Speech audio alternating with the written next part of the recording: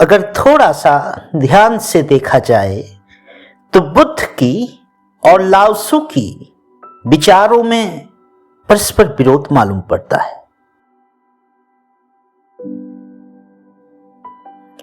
बुद्ध कहते हैं अष्टांगिक मार्ग के बारे में। बुद्ध तुम्हें मार्ग दर्शाता है। बुद्ध कहता है अगर जीवन के परे जाना है तो तुम्हें मार्ग लेनी होगी।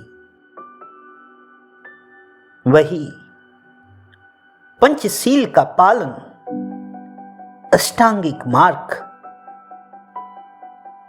इस मार्ग से चलोगे तो मुक्ति मिलेगा।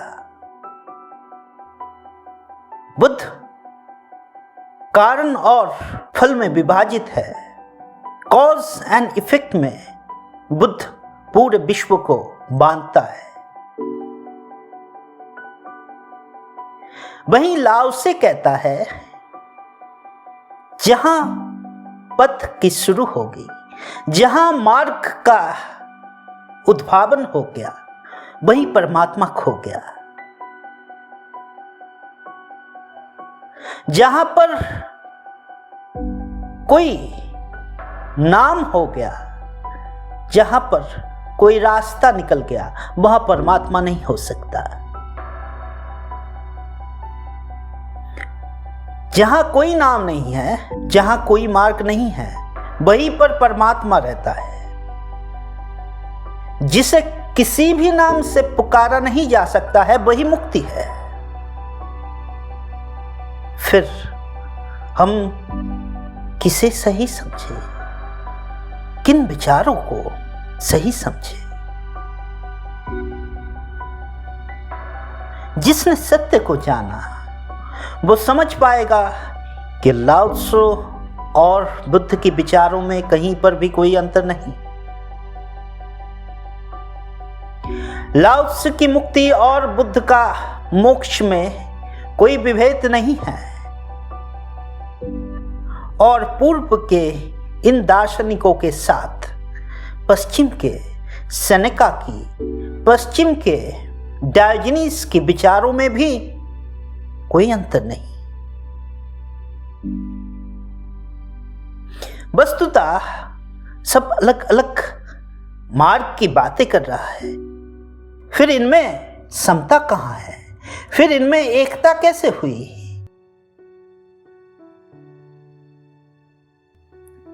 पश्चिम के दर्शन में सेनेका कहता है कि तैयार रहो, सब कुछ के लिए तैयार रहो। जो तैयार है वो गिरेगा नहीं। लाओ त्सु कहता है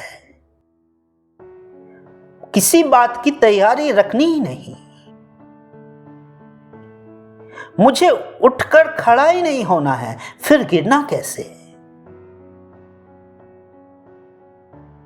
जिसे उठने का शौक नहीं, उसे गिरने का भय नहीं। फिर तो ये सारे रास्ते परस्पर विरोधी हो गए। फिर इनमें समता की बात कहां है?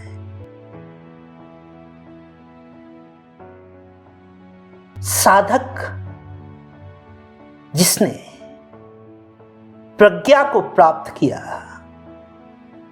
वो इस सच्चाई को देख लेता है। ध्यान से समझना होगा, बुद्ध जिस मार्ग की बात कर रहा है, वो मार्ग तुम्हें धीरे धीरे बाहर से भीतर की तरफ लेके आएगा।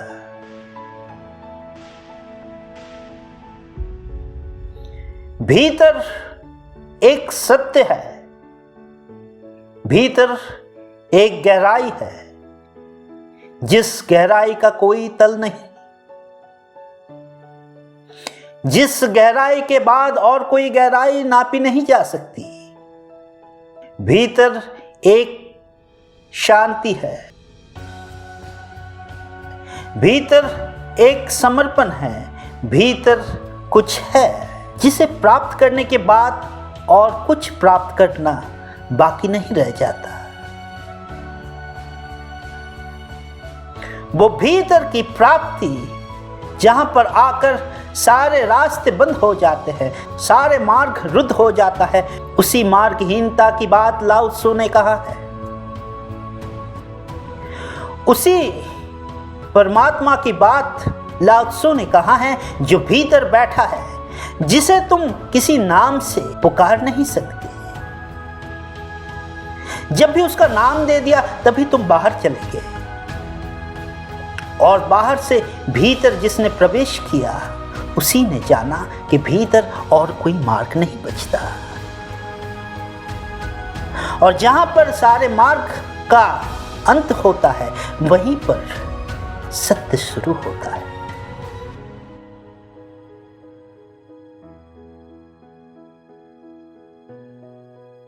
उस मार्गहीन सत्य तक तुम्हें लौटाने का कोशिश बुद्ध ने किया। इसी के लिए उसने वो मार्ग, अष्टांगिक मार्ग दिया, वो 5 और 8 सील दिए, जिनके माध्यम से हम उस लाओ त्सु के दाव तक पहुंचे जहां पर आकर हमारा मोक्ष, मुक्ति संभव होगी, जहां पर साधक मुक्त हो जाएंगे। उसके आगे मुक्ति नहीं। जब उस जगह पर तुम पहुंच गए जहां पर तुम थे, फिर कहीं जाने की आवश्यकता नहीं बचती। फिर कुछ होने ना होने का कोई तुम्हें गम नहीं बचता। तुम परमार्थ को प्राप्त कर लेते हो। परंतु क्यों इस यात्रा की प्रयोजन है? क्यों इस मार्ग का प्रयोजन है? उस मार्गहीन, अंतहीन तक पहुंचने के लिए। मार्ग में यात्रा का प्रयोजन इसीलिए है क्योंकि तुम कहीं दूर जा चुके हो। जहां पर तुम्हारी बस्ती थी, जहां पर तुम्हारा अवस्थान था, जहां पर तुम्हारा सत्य था, वहां से कहीं क्रोश दूर, कहीं मिथ्या पर तुम जाकर आज अवस्थित हो। उसी मिथ्या से वापस तुम्हें आना है। अगर जगत में देखो, लोग तुम्हें तुमसे दूर लेके जाने का प्रयास में लगे हैं। मास्टर चाहता है छात्र उसकी तरह बन जाए, पिता चाहता है संतान उसकी तरह बन जाए, संतान चाहता है कि पूरा समाज उसकी तरह बन जाए। लोग अपने आप को कभी गलत नहीं समझते। हर कोई चाहता है मैं जैसा भी हूं, गलत भी हूं, मैं सर्वश्रेष्ठ हूं और मेरे तरह लोग बन जाएं। इसीलिए तुम कृत्रिम बन चुके हो। तुम में प्राकृतिक कुछ बचा नहीं, तुम में तुम्हारा सत्य बचा नहीं। तुम जो हो वो तुम्हारा दिया हुआ नहीं है, वो बस लोगों का बनाया हुआ है। आज तुम जो हो वो किसी का अनुकरण हो। तुम्हारा जो पूरा सत्ता है वो बस अनुकरण से बना है। तुमने अपने मापदंड भी निर्णय किए लोगों के कहने से। तुम्हें बस लोगों का दिया हुआ आदर्श बन के दिखाना है। तुम्हारी सत्य से तो कुछ नहीं आता, तुम्हारी शांति से कुछ उत्पन्न नहीं होता, तुम्हारी स्वाधीनता से कुछ तुमने यहाँ रचे नहीं। सब अधीनता से लिए, सब लोगों से उधार लिए। और ऐसा व्यक्ति मिलना मुश्किल है जो इन सारे अधीनता से परे चल गया, जो इन सारे थोपे गए विशेष के पार चला गया।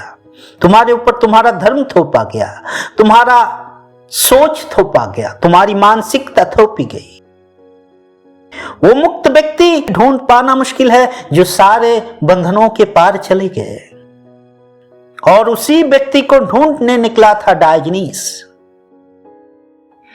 डायोजनीस एथेंस के बाजार में दिन के रोशनी में लंठन लेकर, दीप लेकर निकलता था कि कहीं किसी रोज उसे वो व्यक्ति मिल जाए जो सारे बंधनों से मुक्त हो, जो दृढ़ रूप से स्वाधीन हो, जिसमें किसी कृत्रिमता का छाप नहीं, जो वास्तविक रूप में यथार्थ हो।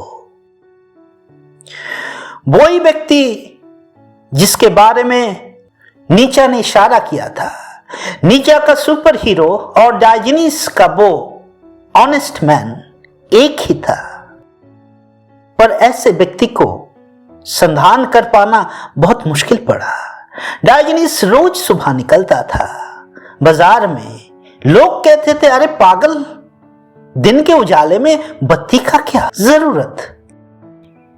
डायोजनीस कहा था, नहीं, शायद रोशनी मेरी कम पड़ जाए, शायद भूल मेरी हो जाए, फिर परमात्मा को जवाबदेही नहीं करना पड़ेगा कि तूने सही से खोजा नहीं, तेरे पास जो जो उपकरण था उसका व्यवहार नहीं किया, इसलिए रोशनी जितनी हो सके उतना तेज करके मैं ढूंढ रहा हूं। परंतु इतना खोज, इतना रोशनी के बाद भी वो मुक्त व्यक्ति, वो सत्य पुरुष आज भी मुझे मिला नहीं। डायोजनीस का थोड़ा भूल हो गया था। डायोजनीस हर रोज दबे पांव बत्ती लेकर एथेंस के बाजार तक तो गए, जगह जगह ढूंढा, पर एक जगह छूट गया, जिस जगह का उल्लेख खलील जिब्रान ने अपने साहित्य में किया। एक दिन खलील जिब्रान मानसिक रुग्णालय के पास उद्यान में टहल रहे थे। रुग्णालय के भीतर एक युवक को बैठे देखा। युवक मग्न होकर बड़ी दलीलता से दर्शन की पुस्तक पढ़ रहा था। जिब्रान को व्यक्ति किसी भी तरह से मानसिक रूप से बीमार नहीं लगा। उसने युवक को पूछा, तुम यहां क्या कर रहे हो? तुम्हें तो बीमार नजर नहीं आता, तुम्हारा जगह तो यहां नहीं था। युवा ने बोला, महोदय, मेरा भी सोच ऐसा ही था, परंतु दुनिया ने मेरा विश्वास तोड़ा। मेरा पिताजी चाहते थे कि मैं उनके तरह महान वकील बनूं। मेरे चाचा जी चाहते थे कि मेरा उनकी तरह एम्पोरियर हो। मेरे मां चाहती थी कि मैं अपने मशहूर नाना की तरह बनूं। मेरे बहन चाहती थी उसके पति के सफलता का झलक मुझ पर दिखाई दे। मेरा भाई चाहता था कि मैं भी उसकी तरह कोई एथलीट बनूं। और सिर्फ यही नहीं, छोटे से स्कूल में, विद्यालय में, पेंटिंग के क्लासेस में, अंग्रेजी के ट्यूशन में, जहां पर भी गया, लोग हमेशा खुद को ही श्रेष्ठ मानने लगे, खुद के आदर्शों को ही मेरे ऊपर थोपने का कोशिश किया। मैं तो मर गया था, मैं वहां जी नहीं पा रहा था। तब जाकर मुझे ये जगह नजर में आया। तब मुझे पता चला कि यही एक जगह है जहां पर मैं अपने स्वत्व पर रह सकता हूं। वही मेंटल असाइलम, वही मानसिक रुग्णालय छूट गया था डायोजनीस के संधान से। अगर डायोजनीस थोड़ा खबर लेता तो शायद उसे ऐसा कोई युवा मिल जाता जो दुनिया का थोपा हुआ मार्ग से नहीं, दुनिया का दिखाया हुआ राह से नहीं, परंतु अपने सत्य को अपनी तरह से ढूंढा,